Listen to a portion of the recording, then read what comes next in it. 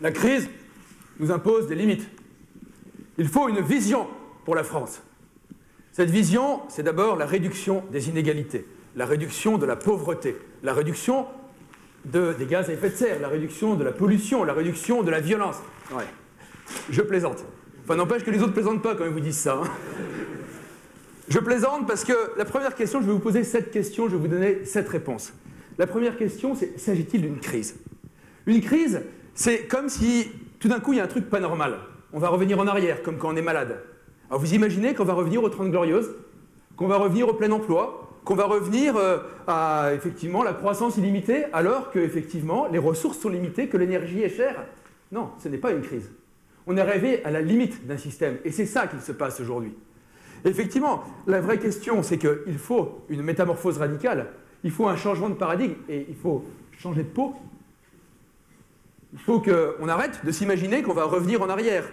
Parce qu'aujourd'hui, si nous ne voulons pas la décroissance, il faut regarder effectivement devant. Et ce n'est pas à l'État, ce n'est pas à nos politiques, ce n'est pas à l'Europe ou à l'Union ou à l'ONU de nous le dire, c'est à nous. C'est à nous parce que c'est notre avenir dont il s'agit. Et que pour aller plus loin, il ne faut que 3 choses. D'abord, avoir une vision effectivement claire et positive de l'avenir. Deuxièmement, avoir la volonté d'y aller. Et ensuite, l'intelligence collective. C'était donc ma première question. Non, il n'y a pas de crise, il faut une vision. La deuxième question, c'est quelle est donc cette vision? Et là, c'est très simple, ça existe depuis déjà des milliards d'années.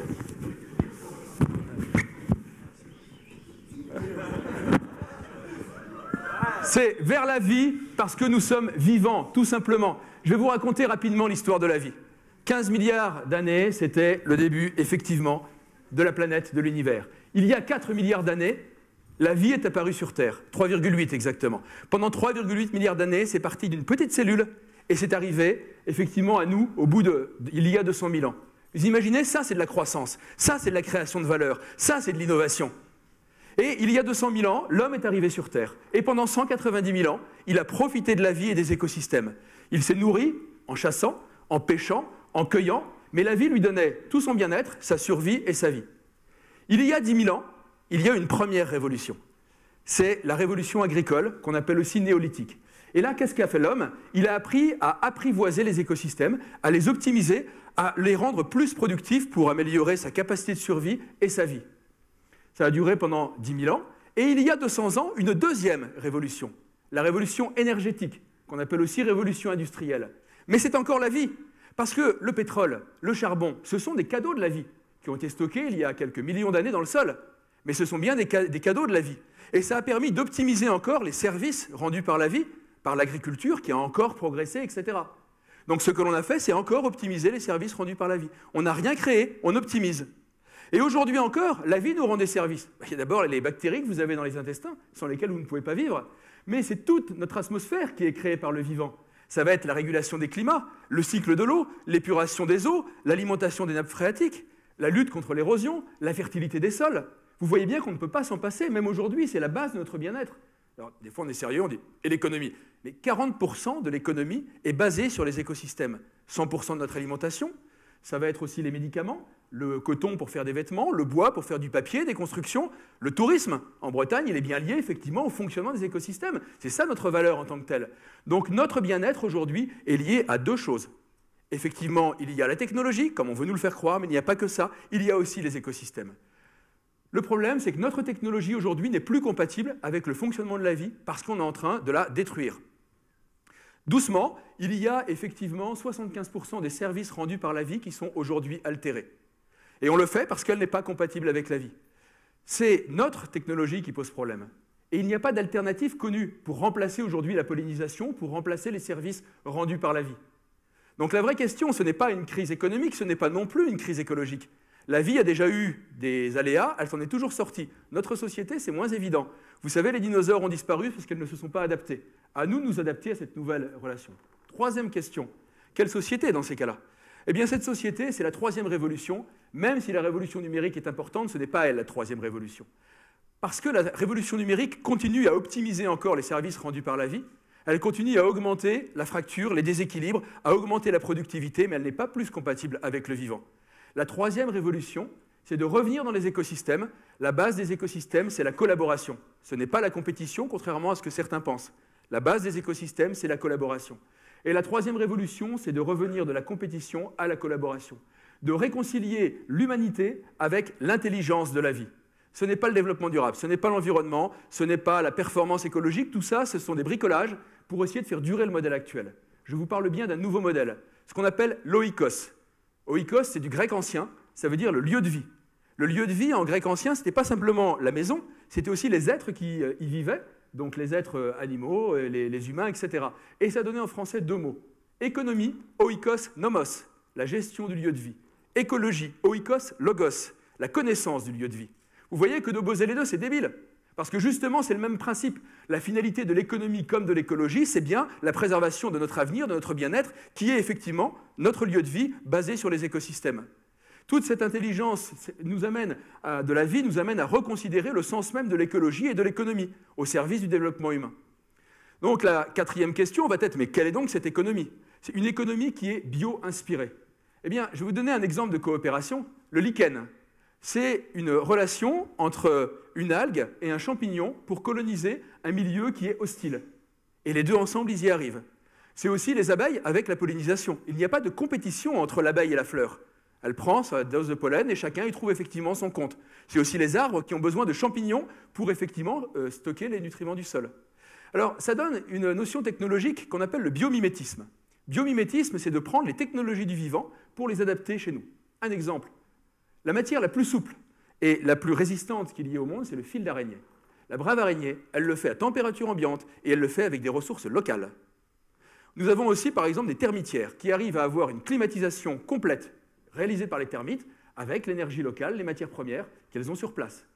Nous avons au fond des océans une éponge, qui est un animal marin, qui est constituée de silice, de fibres optiques, les mêmes capacités. Et cette fibre optique, elle est réalisée par l'éponge avec température ambiante, matière première locale. Alors on me dit c'est compliqué tout ça. C'est sûr qu'aller sur la Lune, c'est certainement beaucoup plus simple. Il suffit de regarder ce qui se passe sur Terre pour faire la même chose, pour comprendre comment travaillent les écosystèmes.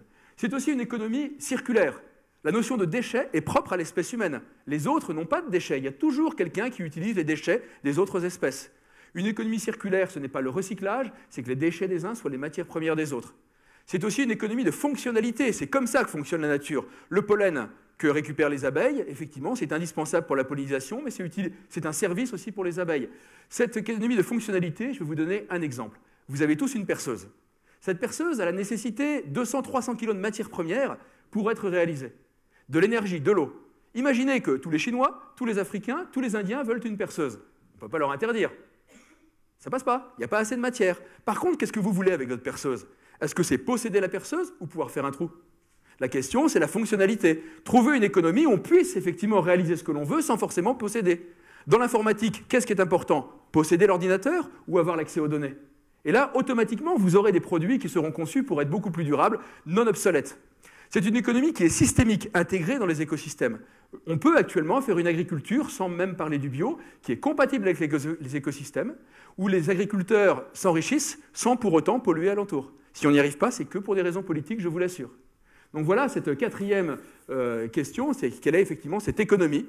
C'est l'économie systémique. La cinquième question, c'est, il rêve, est-ce possible? Mais ce n'est pas la question. Je vous ai dit qu'on était au bout. Ce n'est pas une question d'être possible, c'est nécessaire. C'est maintenant qu'il faut le faire. Donc maintenant, il faut y aller, on n'a pas à se poser la question. Et ce n'est pas une question de bien, d'éthique ou de morale, etc. Parce que ça, on l'a déjà dépassé. C'est parce que ça marche.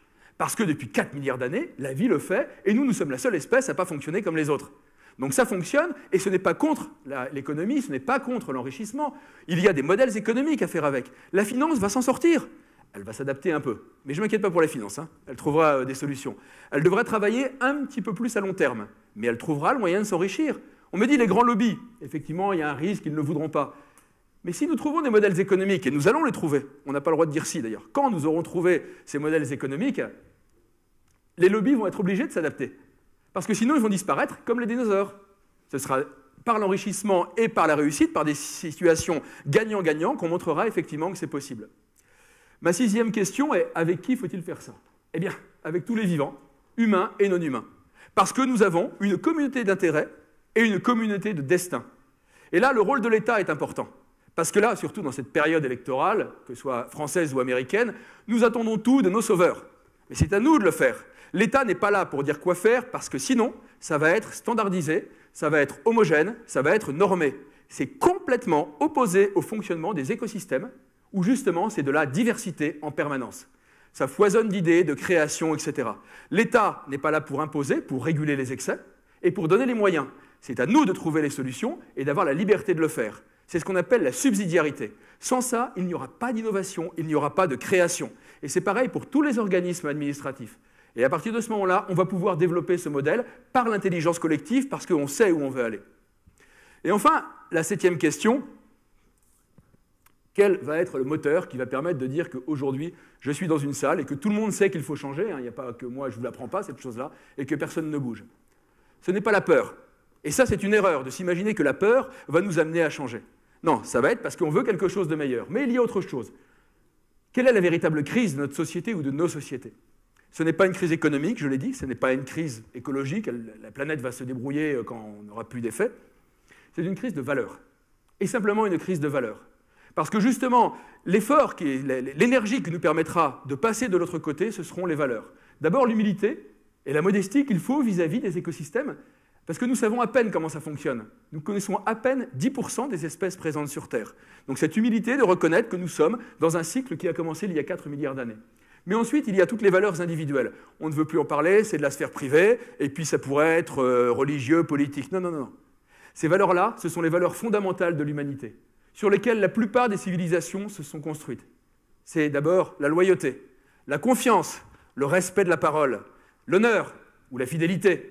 Toutes ces choses-là, on n'en parle plus. Comment voulez-vous créer une société si déjà, au moins, il n'y a pas cette confiance qu'on peut avoir les uns avec les autres? Et ça, on n'en parle jamais. On parle d'une vision de la société sans parler de ces valeurs-là. Et le courage. Et le courage, c'est ça qu'on oublie aujourd'hui. Le courage de vouloir aller de l'avant. Le courage d'affronter l'inconnu. Parce que derrière l'horizon, comme dit un de mes grands amis, Hervé, derrière l'horizon, ce n'est pas l'enfer, c'est juste l'inconnu. Et plus on avance vers l'horizon, plus on voit un petit peu plus loin. Donc, après ces valeurs personnelles de courage, il y a aussi les valeurs relationnelles. Les valeurs relationnelles, c'est la solidarité et le partage, parce que les écosystèmes fonctionnent comme cela. Ce n'est pas la solidarité de dire « là, il y a un pauvre, je vais l'aider pour qu'il s'en sorte ». Non, non, on y va ensemble, comme le fait le lichen quand il va coloniser effectivement un rocher. Ce n'est pas du tout la même solidarité. On y va ensemble, c'est comme ça que fonctionnent les écosystèmes. Et là, je vous assure qu'à 10 milliards d'individus sur Terre, ça fonctionne, avec une technologie compatible. Attention. Avec une technologie compatible, si on partage, si on a des valeurs, ça va effectivement fonctionner. Donc vous voyez, j'ai répondu à mes 7 questions. C'est des choses que je vis un petit peu au quotidien, ça se développe en ce moment, mais par contre, il faut y aller. Et en conclusion, je vais vous dire, réjouissons-nous. Parce qu'il suffit de changer notre regard sur la vie pour changer le monde. Parce que nous vivons une période magnifique, celle de la 3e révolution de l'humanité. C'est nous. C'est à nous, c'est sur nous que ça tombe, c'est super, on peut le faire. Maintenant, en plus, comme le monde s'écroule sur le plan économique, il y a encore plus d'éléments pour le faire. Et surtout, il faut être aussi humble en se disant on ne verra pas les résultats de ça. Moi, je suis là pour labourer la terre. Mes enfants vont semer la graine. Et après, ils vont arroser, et puis leurs enfants vont venir derrière, etc. On ne veut pas un monde parfait, on veut un monde meilleur. Par contre, il faut se mettre en marche. Ce qui compte, c'est de faire un pas et encore un pas, d'aller dans la même direction. Il faut y aller ensemble. Et là, moi, j'ai besoin de vous, parce qu'il y a des fois, je me sens un peu seul. Maintenant, il faut y aller, ce monde-là, on peut le construire. Et donc, pour conclure, vive la vie!